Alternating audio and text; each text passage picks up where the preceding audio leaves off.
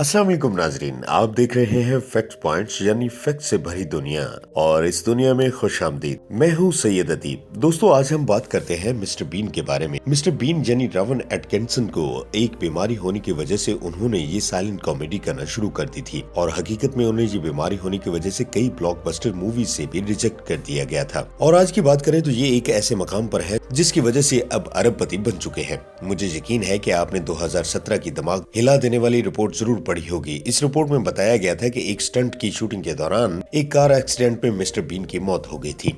क्या ये बात वाकई ही सच है कि मिस्टर बीन आज हमारे दरमियान मौजूद नहीं रहे हैं? आज की वीडियो में हम आपको मिस्टर बीन के मुतालिक इन सभी बातों के बारे में बताएंगे। क्या आपको पता है एक वक्त ऐसा भी था कि जिस वक्त में लोग मिस्टर बीन को एलियन समझते थे, क्योंकि इस शो की शुरुआत असल में कुछ इसी तरह से हुई थी। और इस शो का नाम मिस्टर बीन ही क्यों पड़ा था? और इस शो में सबसे पहले मिस्टर बीन को मिस्टर व्हाइट का नाम दिया जा रहा था और इस शो के लोगों को ऐसा लगा था कि नाम जरा फनी होना चाहिए, इसलिए नाम को बाद में रीराइट करके मिस्टर कॉलीफ्लावर रख दिया गया। लेकिन ये नाम भी कुछ करैक्टर पर सूट नहीं कर रहा था और एंड पे जाकर डायरेक्टर ने थोड़ा सा अपना दिमाग चलाया और मिस्टर बीन का नाम सूझा और उसने एकदम से कॉलीफ्लावर से तब्दील करके मिस्टर बीन रख डाला। आज इसके पुरानी एपिसोड बंद होने के बावजूद भी बच्चों से लेकर बड़े सारे शौक से इसे देखते हैं। कैरियर, एजुकेशन और बैकग्राउंड मिस्टर बीन की कहानी के लिए मैं सिर्फ 2 लाइनें ही कहना चाहूंगा। लोग तब भी हंसते थे, लोग अब भी हंसते हैं, लेकिन तब बात कुछ और थी और अब बात कुछ और है। खैर, बात कुछ यूं है कि रॉवन एटकिंसन यानी मिस्टर बीन को हकलाने की बीमारी थी। ये एक ऐसी बीमारी होती है जिसमें इंसान हकला कर बोलता है, यानी कि रुक रुक कर बोलता है, जिसकी वजह से उनके बचपन से लेकर जवानी तक उनका काफी मजाक बनाया जाता रहा था। आप यकीन नहीं करेंगे, उन्होंने इस बीमारी यानी हकलाने की वजह से अपना कैरियर बदल लिया। वो हकलाते थे और लोगों को एंटरटेन करने का अच्छा मौका फराहम करते थे और कोई हो ही नहीं सकता था। और असल बात ये भी है कि उनमें उनका टैलेंट भी छुपा हुआ था। वो बचपन ही से अजीबोगरीब आवाजें निकालने और तरह तरह का मुंह बनाकर लोगों को हंसाना सीख चुके थे और इसे देखकर उनके फ्रेंड्स खूब हंसा करते थे। इसी वजह से मिस्टर बीन को भी मजा आता था। अपने ऊपर मजाक होते देखकर खुद भी बहुत एंजॉय करते थे। वो ट्राई करते थे कि वो अपने अदा किए हुए हर लफ्ज को अपने ही अंदाज से अलग निकालने की कोशिश करें, यानी अलग ही तरीके से प्रोनाउंस करें। लेकिन इतना मजाक होने के बाद भी उसका मतलब ये हरगिज नहीं था कि वो कॉमेडियन बनना चाहते थे। वो हमेशा से एक इंजीनियर बनना चाहते थे और इसके लिए उन्होंने इलेक्ट्रॉनिक्स एंड इंजीनियरिंग में ऑक्सफोर्ड यूनिवर्सिटी में एडमिशन भी लिया था। लेकिन किस्मत को शायद कुछ और ही मंजूर था और उस यूनिवर्सिटी में उनकी मुलाकात एक ब्रिटिश डायरेक्टर रिचर्ड से हुई और बस यही वो पल था जिसमें मिस्टर बीन की लाइफ ने एक बेहतर मोड़ ले लिया, क्योंकि उसने रिचर्ड को न सिर्फ इंस्पायर किया बल्कि उसने खुद के टैलेंट से भी रूशनास करवा दिया था कि आपके अंदर कितना बड़ा टैलेंट छुपा हुआ है और वो आपको ही पता है, कोई और देखकर आपको बता रहा है। तब जाके रॉवन ने बीबीसी के लिए एक शो 9 o'clock से अपनी एक्टिंग की शुरुआत। उस शो में वो किसी भी एक्टर की कॉपी करते थे। उस शो की वजह से उन्हें मैन ऑफ द ईयर और इंटरनेशनल अवार्ड्स भी मिले। इस कामयाबी के बाद रॉवन एक्टिंग में अपना कैरियर बनाने के सोच चुके थे, लेकिन अभी भी उनका रास्ता इतना आसान नहीं था, क्योंकि उनके हकलाने की बीमारी उनकी एक्टिंग कैरियर में पत्थर बांध के खड़ी थी।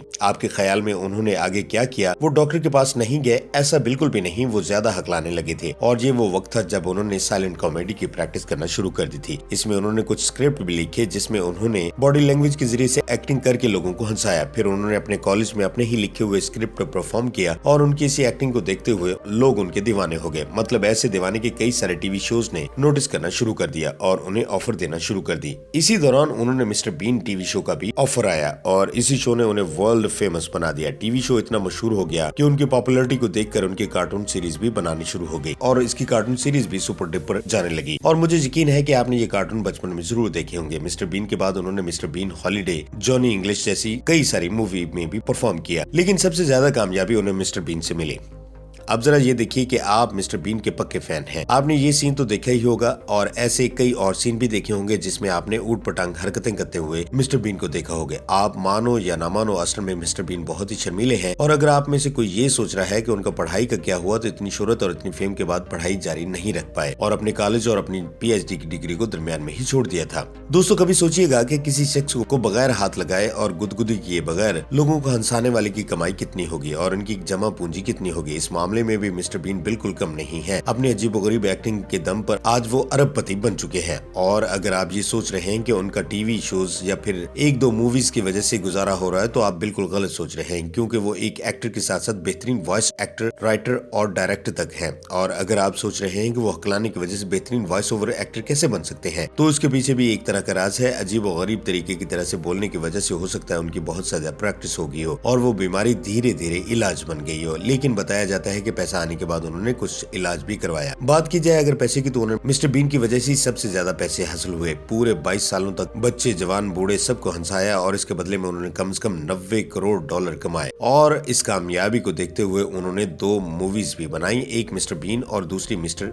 Been holiday. और इन दोनों मूवीज ने वो बहुत बड़ी कमाई। मिस्टर बीन मूवी ने 110 करोड़ रुपए कमाए और मिस्टर बीन हॉलीडे ने 90 करोड़ रुपए कमाए। और ये सारी फिल्में सुपरहिट थी। अगर फिल्मों ने इतना पैसा कमाया तो सोचो मिस्टर बीन ने कितना पैसा कमाया होगा। और इसके अलावा मिस्टर बीन का यूट्यूब चैनल भी है जिसे रोजाना करोड़ों लोग देखते हैं। मिस्टर बीन का खुद का एक प्रोडक्शन हाउस भी है, रॉबिन एटकिंसन फिल्मोग्राफी, और इस प्रोडक्शन हाउस ने 20 मूवीज, 25 से 30 शोज और बहुत सारी कमर्शियल्स भी बनाई है। मतलब इतनी सारी कमाई तो वो अपनी फिल्मी दुनिया से ही कर लेते हैं। लेकिन उनकी ये कमाई यहाँ नहीं रुकती। एक्टिंग, प्रोडक्शन और वॉइस ओवर के अलावा वो कई होटल, रेस्टोरेंट और बार के भी मालिक हैं और बैठे बैठाए आराम से करोड़ों कमा लेते हैं और अपनी आरामदेह लाइफ से लुत्फ उठा रहे हैं। और इस हिसाब से उनका टोटल वर्थ $130 मिलियन तक जा पहुंचता है। मिस्टर बीन को महंगी और लग्जरी गाड़ियों का भी शौक है। इन कारों में स्पोर्ट्स कार भी शामिल है और उनके पास 4 से 5 ऐसी स्पोर्ट्स कार है जो शायद ही किसी स्पोर्ट्स के बंदे के पास होंगी। और उनके पास 3 करोड़ की मर्सिडीज S63 मौजूद है, 3 करोड़ की बेंज मर्सिडीज, 9 करोड़ रुपए की रोल्स रॉयस और इन सब के अलावा 90 करोड़ की मैक्लैरेन। वो जितने ज्यादा गरीब दिखते हैं इससे ज्यादा रियल लाइफ में वो अमीर और मालामाल है। फिलहाल वो लंदन के अपने एक घर के अंदर रह रहे हैं जिसकी कीमत 50 करोड़ रुपए है। और इस घर के अलावा उनके पास 3 बंगले भी मौजूद है और उनकी कीमत अंदाजन 100 से 200 करोड़ रुपए तक है। और आखिर में हम आपको बताते हैं कि मिस्टर बीन अभी जिंदा है कि मर गए हैं। दोस्तों, ये जितनी भी सोशल मीडिया पर मिस्टर बीन के मुताल्लिक अफवाहें हैं सब झूठी हैं।